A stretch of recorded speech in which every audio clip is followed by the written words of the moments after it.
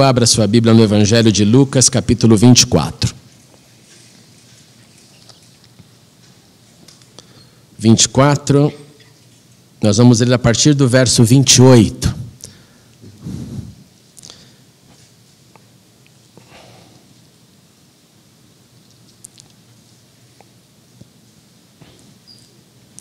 Diz assim o texto: Ao se aproximarem do povoado para o qual estavam indo, Jesus fez como quem ia mais adiante.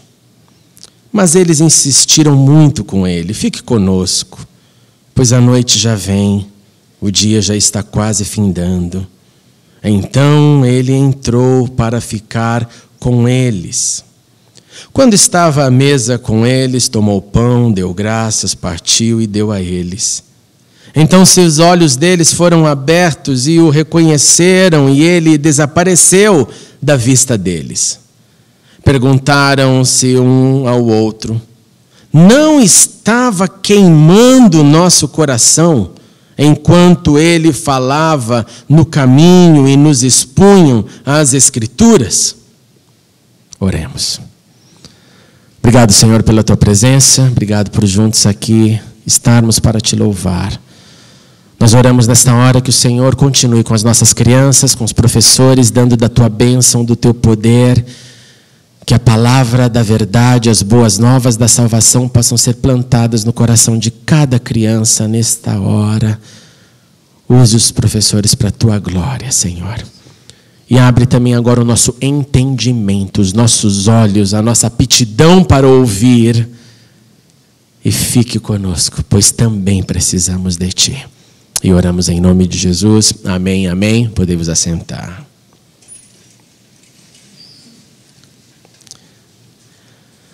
No século XVI, a Inglaterra vivia uma profunda crise social.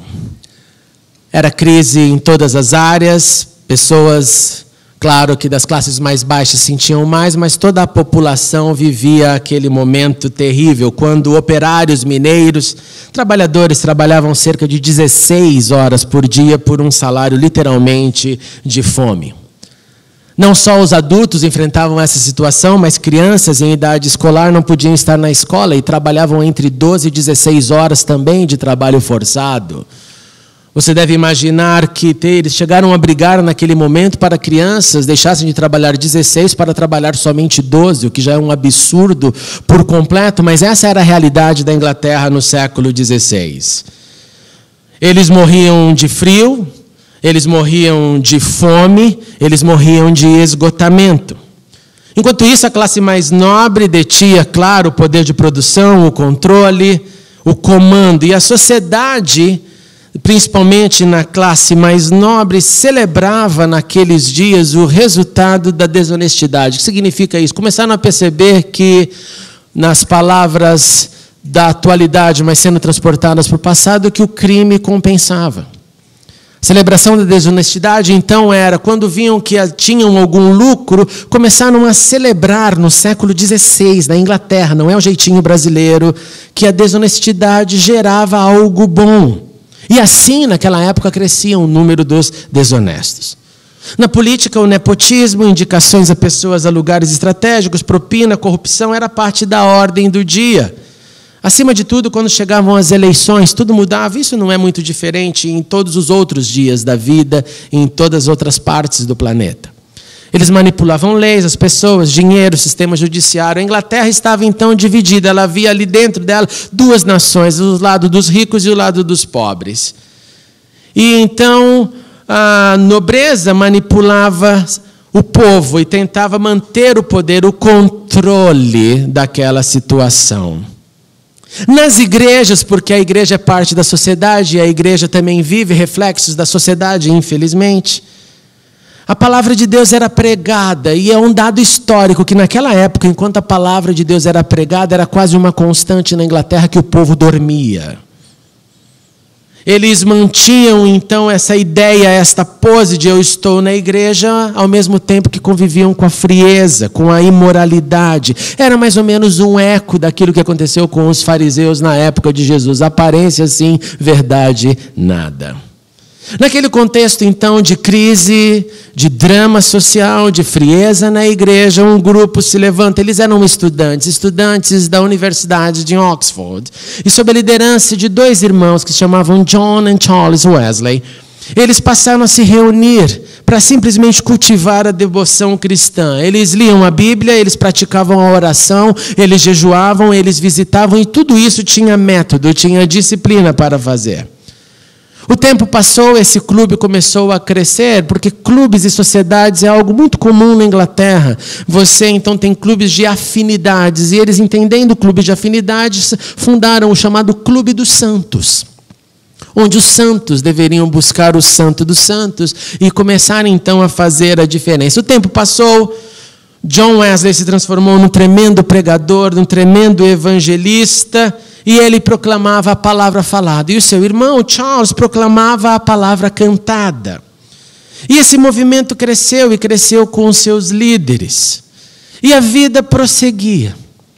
Até que num determinado dia, o dia era 24 de maio de 1738, Wesley não queria sair de casa, mas decidiu sair de casa. Ele foi para o culto de oração. Foi mais ou menos isso, e é literal o que acontece nesse dia, lá ali no ano de 1738.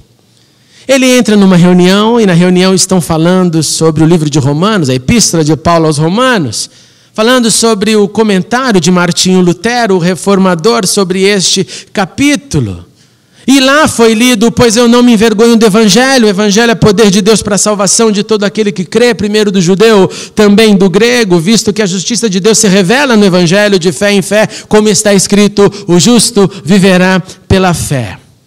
Ao ouvir isso naquela reunião, que ele não gostaria de estar, mas foi, claro que impulsionado pelo Espírito de Deus, ele teve uma experiência que ficou conhecida como a experiência do coração aquecido. E essa experiência foi registrada no seu diário em 1738, ali daquela rua de Londres, Aldersgate Street. E eu leio para vocês um trecho dessa experiência. Cerca das 8h15, enquanto eu ouvia a preleção sobre a mudança que Deus opera no coração através da fé em Cristo, eu senti que o meu coração ardia de maneira estranha. Senti que, em verdade, eu confiava somente em Cristo para a salvação, e que uma certeza me foi dada de que Ele havia tirado os meus pecados, em verdade meus, e que me havia salvado da lei do pecado e da morte. Comecei a orar com todo o meu poder por aqueles que, de uma maneira especial, me haviam perseguido e insultado. Então testifiquei diante de todos os presentes na reunião o que pela primeira vez eu senti em meu coração. Em inglês ele escreveu: I felt my heart strangely warmed. Eu senti meu coração estranhamente aquecido. E depois de retornar para casa, eu fui atacado por tentações. Mas eu clamava e elas fugiam de mim, até retornarem novamente. Eu levantava meus olhos e Ele me enviava o socorro.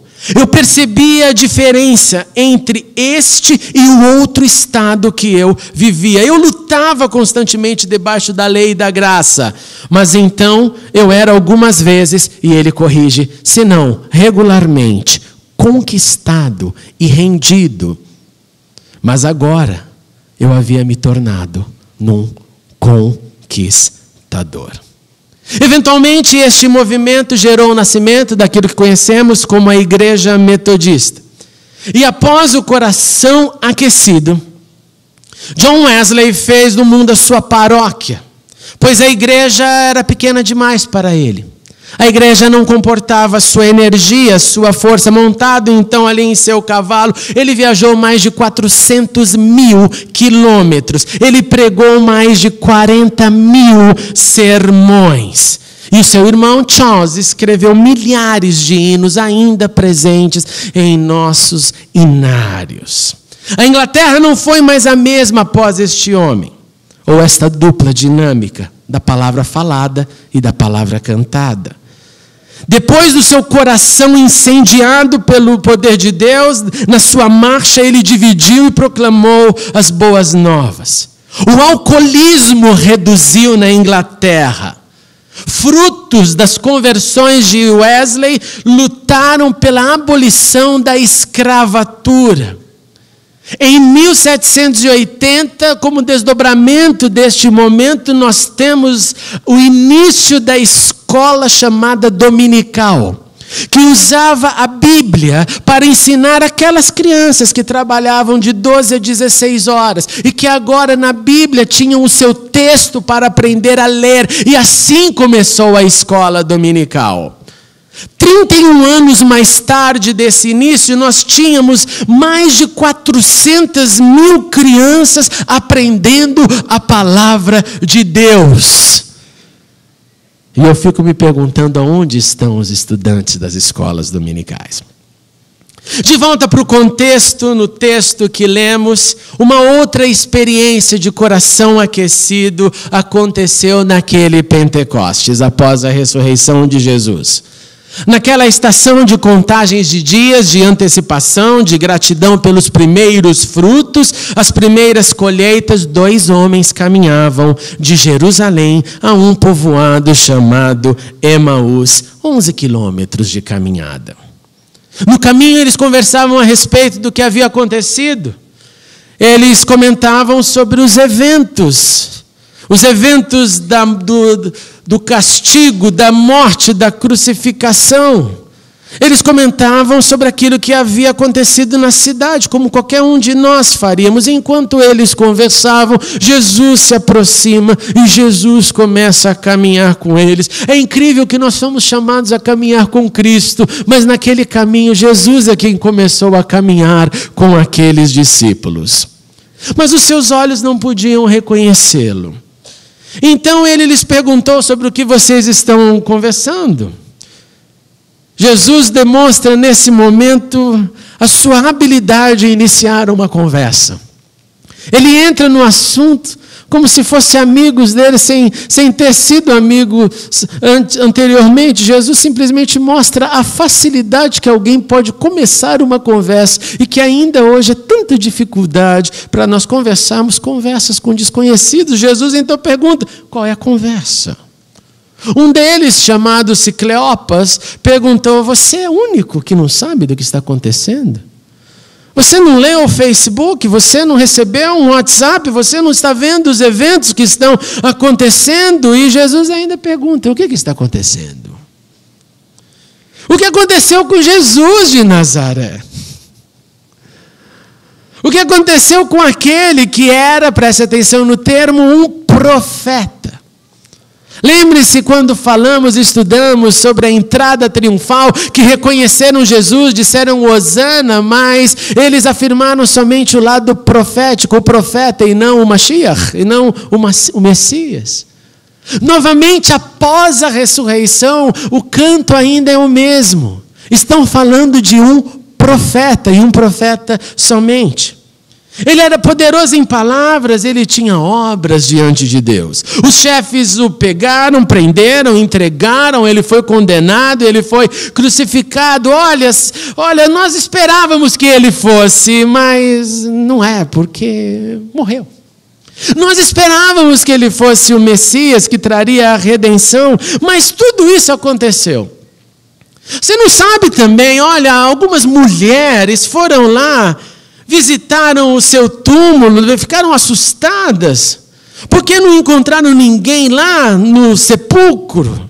Elas correram, foram avisar aos nossos companheiros, os homens, é claro, e os homens foram até lá, mas nós estamos com dúvida se acreditamos ou nas mulheres ou nos homens, porque o assunto é complexo demais, ele não está no sepulcro. E aí vem Jesus entrando na conversa. Como vocês custam a entender? Por que vocês demoram para perceber as coisas? Por que vocês não creem naquilo que os profetas haviam dito? Não devia o Cristo, esse Messias, não devia esse padecer estas coisas para entrar na sua glória? E Jesus pacientemente dá ali uma aula, começando de Moisés, em outras palavras, começando do Pentateuco, passando por todos os profetas, explicando o que acontecera, o que havia sido falado, as Escrituras, o Novo Testamento para aqueles discípulos. Até que chegamos no trecho que lemos. Aproximam-se do povoado, 11 quilômetros haviam passado. Jesus fez com quem prosseguiria e veio o convite: fique. Fique um pouco mais, a noite já vem, o dia está se findando. E Jesus aceita o convite. Jesus promove a caminhada com os discípulos, mas depois aceita permanecer com eles um pouco mais. E nessa hora pega o pão, parte o pão, dá graças. E quando há esse gesto de intimidade, porque partilhar o pão, partilhar uma refeição é algo que acrescenta na intimidade. Você já comeu com alguém que você nunca tinha comido antes? Você não fica muito mais preocupado quando come diante de alguém que nunca comeu? Você fica preocupado com os modos, com o garfo, com a boca aberta. Tudo aquilo que você faria em casa, você não vai fazer na frente dele, isso é natural. Naquele gesto de intimidade, eles percebem, os olhos foram abertos e reconheceram. E Jesus, ao invés de continuar, a Bíblia diz que ele desapareceu da vista deles. E aí vem a pergunta. E a pergunta foi: não estava ardendo os nossos corações? Não estava ardendo os nossos corações dentro de nós enquanto ele falava no caminho? O nosso coração não estava incendiado quando ouvíamos a exposição da Escritura, mesmo sem sabermos quem ele era? Depois dessa constatação, o que fizeram? Voltaram imediatamente para Jerusalém. E ali encontraram os 11. Ali encontraram aqueles reunidos para dizer: olha, isso está acontecendo, é verdade. E a conclusão foi: era Jesus. Ele ressuscitou, ele apareceu para Simão. O que nós aprendemos, meus irmãos e irmãs? O coração aquecido de John Wesley foi simplesmente um eco do que aconteceu primeiramente no caminho de Emaús. O que aconteceu naquele momento na Inglaterra foi um eco do que Cleopas e seu amigo viveram, experimentaram, tendo seus corações ardendo. Naquela estação de Pentecostes, algo novo, algo que queimaria, algo que daria uma sensação de fogo, de aquecimento, estava sendo inaugurado no coração daqueles 2 discípulos. Algo que iria se manifestar posteriormente no famoso e ao cumprir-se o dia de Pentecostes. E aí vem a pergunta: quando que o nosso coração é aquecido? E o nosso coração é aquecido pelo encontro com Deus. O nosso coração é aquecido por momentos de intimidade. O nosso coração é aquecido por momentos de busca. O nosso coração é aquecido pela santidade que lutamos para desenvolver. O nosso coração é aquecido quando ele vem até nós ou quando nós vamos até ele. O nosso coração é aquecido quando percebo que o relacionamento com o sagrado, com o santíssimo, com todos os termos poéticos que você e eu usamos, não pode ser contido numa caixinha das minhas e das suas percepções. Quando afirmamos que ou Deus faz assim e não pode fazer assado, porque eu acho. O nosso coração é aquecido quando eu percebo que eu estou embaixo e Ele acima. O meu coração é aquecido quando eu abro a minha vida e digo: Senhor, faça o que o Senhor quiser, da maneira que o Senhor quiser e não como eu determino. O meu coração é aquecido quando eu percebo que intimidade com Deus aquece o coração, porque não há como ter um relacionamento com Deus e continuar da mesma forma. É Deus quem aquece o nosso coração, é Deus é quem move, é Deus é quem faz. E este avivamento não nos permite desfrutar, escute isso, passivamente da fé, como se nós assistíssemos a um concerto. Este avivamento não resulta em pessoas totalmente ordenadas, pessoas totalmente ali contritas, que não conseguem perceber o novo, porque Deus é novidade de vida. Este aquecimento faz nós entendermos que Deus tem algo a mais, além. Deus tem surpresas, e não o molde que desenvolvemos e queremos manter. Na verdade, muitos estão cansados de moldes antigos. Tem gente que não aguenta mais, não sabe por que está desanimado, e eu ouço as conversas, você sabe disso, no gabinete pastoral, e eu vejo ali às vezes desânimo. E a constatação é sempre a mesma.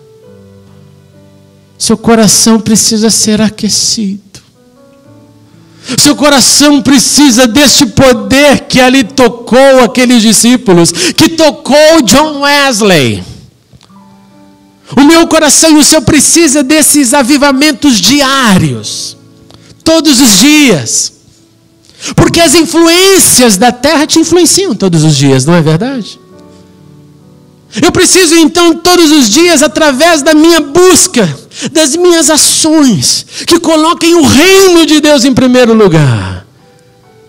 E que deixe meu coração sensibilizado, aquecido pelo fogo dele. O contrário disso, gente, deixa eu te dizer com todas as palavras, é uma chateação.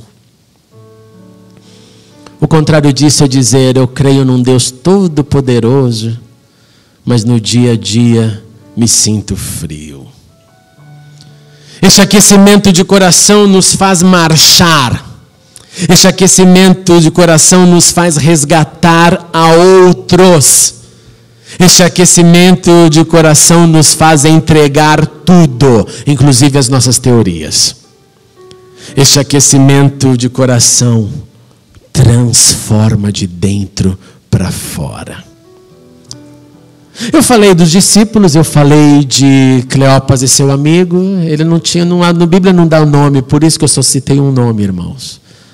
Falei do coração aquecido de Wesley, mas eu quero ler uma biografia de um outro coração aquecido que tem parte na história dessa igreja. O pastor Enéas Tonini, um dia vindo de um culto, teve seu coração tocado pelo Senhor. Diz ele que não conteve as lágrimas, saiu pelas ruas chorando, meio envergonhado, no ônibus. Mas não conseguia conter aquela presença. E ele escreveu: corria o dia 16 de agosto de 1958. Eu era pastor da Igreja Batista de Perdizes, diretor do Colégio Batista de São Paulo. E a emoção é dele. Oh, se eu me lembro. Era um sábado. Levantei-me às 5 da manhã, entrei no meu escritório na casa pastoral da rua João Ramalho 436. A casa das crianças, onde você deixa seus filhos. Orei cerca de 1h30 e o céu me parecia de bronze. Deus estava em silêncio, em profundo silêncio. Fui tomar café. Voltei para a batalha da oração. Mais 2 horas de luta, como Jacó no vale de Jaboque, nenhuma resposta do céu. Desacorçoado, levantei-me dos joelhos, sentei-me na mesma poltrona de onde escrevo esta nota. Apoiei a cabeça nas mãos, decepcionado por Deus não me responder a oração. E nesta aflição, ouvi a voz de Deus pela segunda vez, tão perfeita como a de qualquer mortal, que me dizia num tom profundamente imperativo: entrega. Ao ouvi-la, não tive dúvida nenhuma de que era realmente a voz de Deus. Eu respondi: entrega o quê, Senhor? E Deus me disse: a biblioteca. Tinha uma biblioteca aproximadamente de 4.000 volumes e era para mim um grande e terrível ídolo. E eu disse: entrego, Senhor. Entrego, Senhor. E Deus me pediu o segundo ídolo, a direção do Colégio Batista. E eu disse: entrego também, Senhor. E Deus foi ao meu terceiro ídolo, o pastorado da Igreja Batista em Perdizes. E eu respondi: entrego, Senhor. Então Deus continuou e me disse: a família. E eu relutei um pouco e disse: entrego, Senhor, eu entrego, Senhor. Ao entregar o último ídolo, veio sobre mim um poder tal como nunca experimentara em minha vida. Um gozo profundo no coração. Uma paz maravilhosa. Banhei com lágrimas a minha mesa de estudos. Fui revestido do poder do alto. A Bíblia passou a ser um livro novo para mim. Orei com liberdade fora do comum. Tive consciência muito sensível do pecado. Senti profundo amor pelos meus irmãos, pelas almas perdidas. Tive muita coisa em minha vida para endireitar. Inclusive procurar algumas pessoas para pedir-lhe perdão. Passei a pregar com tanto poder que todos estranharam a mudança operada em mim. Você quer ter um coração aquecido?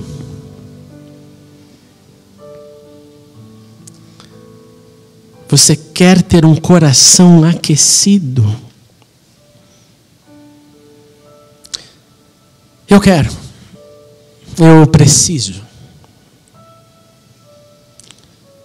A grande verdade é que quando eu oro e eu não sinto nada, eu fico desacorçoado dessa forma, até alguma coisa acontecer, e as brigas são longas às vezes. Eu acho que você deve viver o mesmo. Eu não estou dizendo de uma experiência. Eu estou dizendo da visitação do Senhor todos os dias. De mais intimidade com Ele, o Deus que aquece os nossos corações e nos permite encarar a vida com alegria, como quem entregou tudo. E se entregou tudo, sabe que tudo coopera para o bem daqueles que amam. E se entregou tudo, sabe que Ele cuidará de ti. E se entregou tudo, sabe que Ele nos manterá no fogo do seu Espírito. Não em barulho, mas em relacionamento.